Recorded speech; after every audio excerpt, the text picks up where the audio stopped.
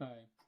Today we're going to examine the question of normal aging, and we want to review some of the basic principles on the biology and physiology of aging that have clinical implications for both clinical assessments and for healthy longevity.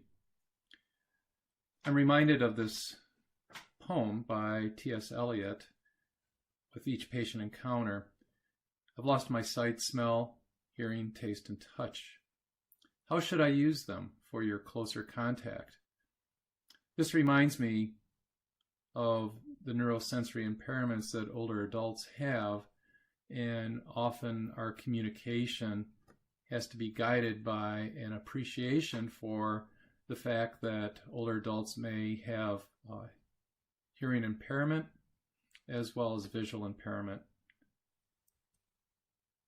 So the goals today are to look at aging demographics. I want to briefly look at theories on aging that are helping inform what we call gerobioscience.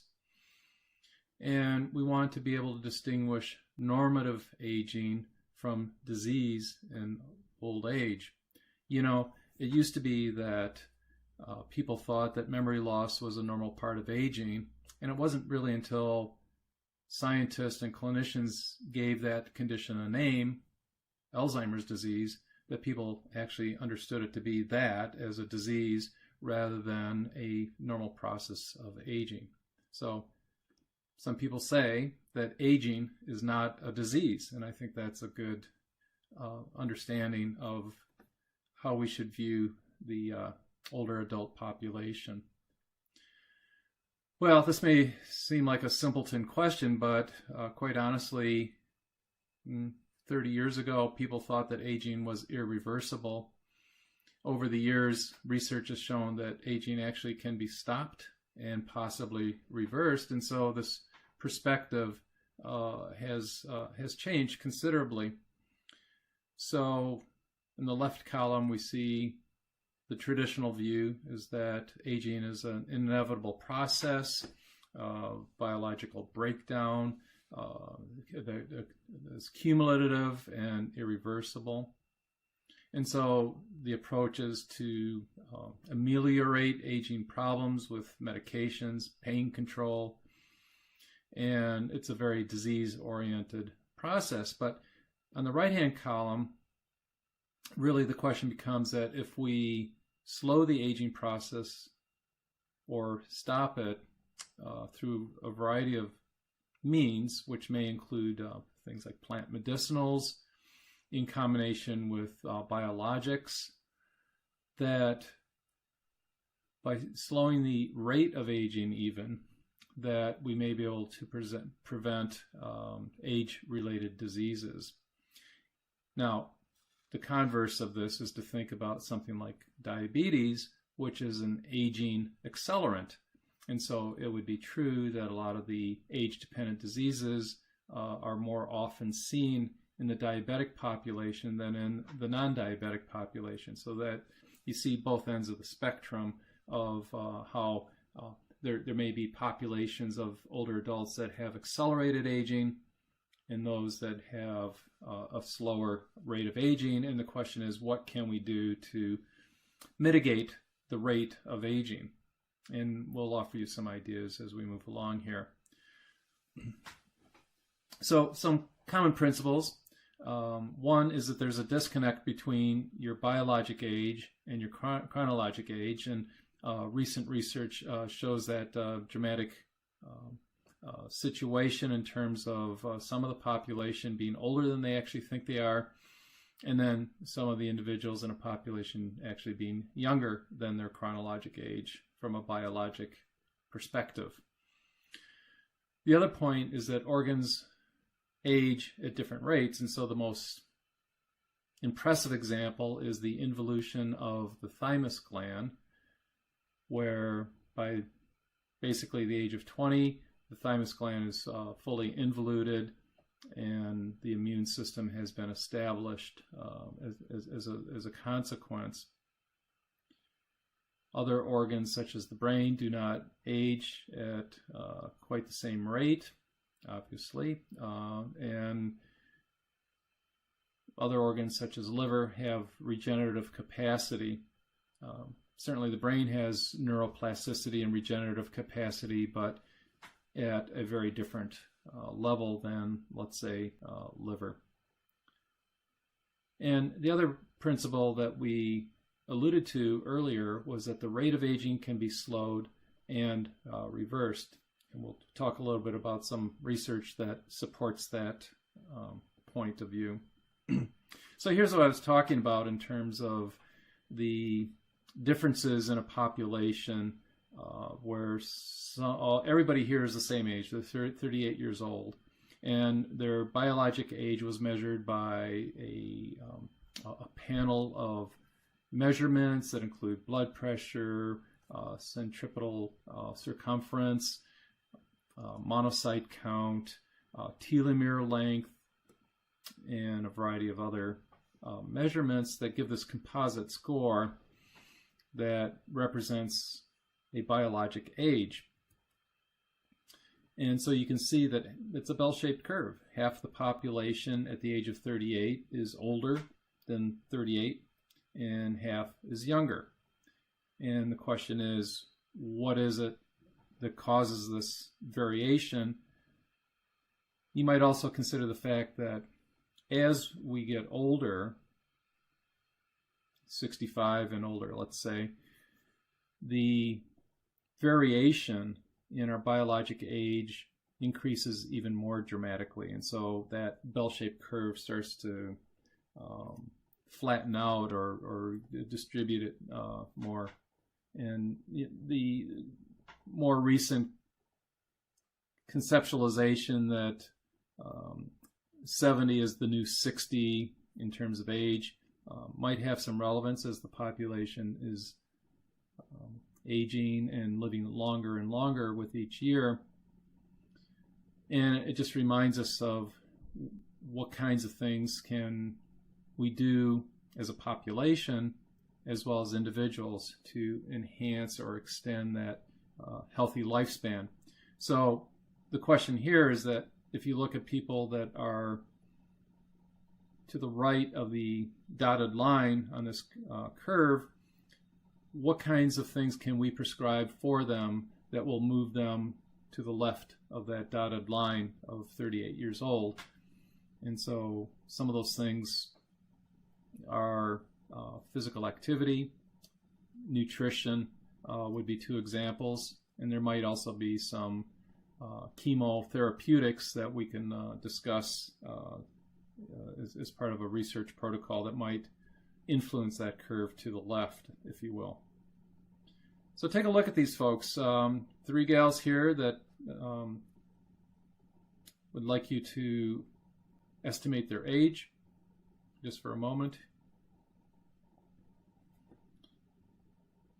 And as it turns out, somewhat surprisingly, these people look younger than their stated age. This is an important concept clinically, that when you do see a patient, when you see them to be younger than their stated age or perhaps older than their stated age, research has shown that that actually is a pretty good barometer or metric for their biologic age. So I highly encourage clinical encounters to include a statement as to whether the patient on physical exam looks older or younger than their stated age. So we've established that patterns of aging varies from person to person, and we want to talk about the genetic component as well as the environmental component. Think for a moment how much genetics play a role in healthy longevity. When I ask this question, many people respond by saying, 50%, 80% of your healthy longevity is associated to your genes. Research actually shows just the opposite, that the genetic component to your healthy lifespan perhaps is only 10 to 25% contribution. and that most of the healthy lifespan is due to environmental considerations. So these include exposure to toxins, accumulated toxicity, as well as our habits that include physical activity, proper nutrition, and as we'll discuss, individuals, for example, in the Adventist study who were vegetarian typically lived 6 to 10 years longer than other people in the study who were omnivores. So choices that we make over our lifespan may influence our longevity. Here's a pictorial or a cartoon display of what we're trying to accomplish. So at the left side here is early life, and over time we can see that there's a progression of the population or an individual towards lower functionality and eventually the endpoint of death. As geriatric focused individuals, we want to keep everybody above this dotted line. We want to maintain as much functionality as possible, and to do so through mostly prevention measures. Some of these treatment measures may, over time, as we'll see, creep up into this higher category as a chemoprophylaxis for, let's say, senescent cell removal from your tissue. So when we look at the definition of aging, I think it would be fair to say that it is the sum of all changes that occur with the passage of time and leads, importantly, to functional impairment. So if anybody ever asks you what the difference is between geriatrics and usual health care, that highlighted functional impairment is the key answer. So over the last decade, we've had unprecedented growth in the aging demographics. Some people call this the silver tsunami. Here are some population graphs that you can see starting from the 60s to the 1990s through 2020. This is called the rectilinearization of the curve.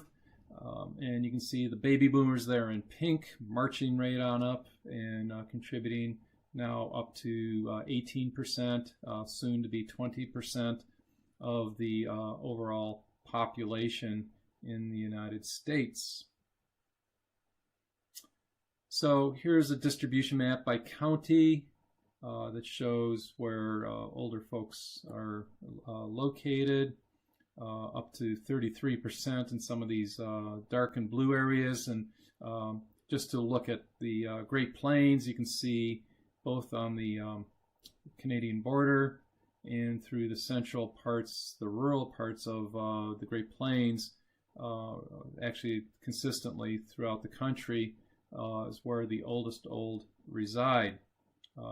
Not surprisingly, these are the individuals that have the least resources to manage functional impairments as they get older, and so it poses a really big question in terms of what can be done to help these individuals age in place. So overall, we understand aging and life expectancy to increase over time, and this is a somewhat older graph and projection, but it illustrates the point that both women and men have a higher life expectancy. So individuals, for example, at the age of 85 will have 5 to 6 more years of life expectancy. I want to make an important point here, is that this is absolute life expectancy, until the time of death. This does not talk about functional life expectancy.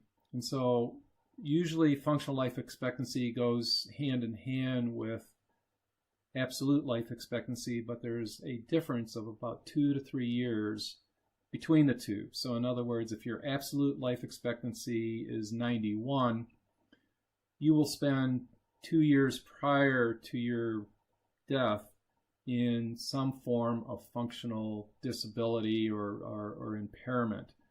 So this is the window that we're concerned about, in particular in geriatrics, as to how to deal with those 2 to 3 years of final life expectancy that are associated with some sort of functional impairment, and functional impairment being defined by measurements such as loss of an activity of daily living, such as grooming or needing assistance with bathing, for example, but it also might be more subtle, so as the inability to go grocery shopping, or perhaps problems with finances or paying bills.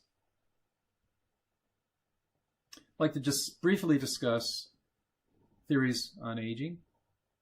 And you can see a list here. All of them have credibility. No one theory accounts for everything. I'm reminded of the immunologic theory of aging put forth by Dr. Roy Walford, a pathologist from UCLA. Once I was at a meeting with him, and he was a big proponent of caloric restriction for enhancing healthy longevity. And so he was quite a thin man, ate very little. And when we were at the lunch table, I was coming back from a run, and I was quite hungry, and I was whipping through a couple of tacos, and Dr. Wolford was wagging his finger at me. And I said, "Dr. Wolford, are you pointing your finger at me?" And he says, "Yes." He goes, "If you eat like that," he says, "you won't live very long." And I said, "Good gracious." I said, "I appreciate the thought." He says, "However, I'm left-handed, and my mother had me as a child when she was quite old in life, and I think I'm a product of what we call the Lansing effect, where individuals that are born late in life have shorter lifespans," at which Dr. Wolford recognized the risk for me and said, "Well, then go have another taco." Apparently, he felt that there was no hope for me for a long life. Some of the other theories that we want to talk about that seem to have some importance is the mitochondrial theory.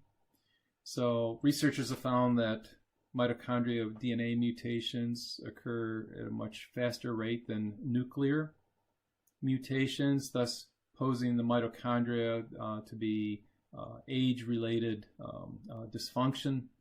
Certainly, there's a lot of evidence that shows that these mitochondria do not produce energy as much.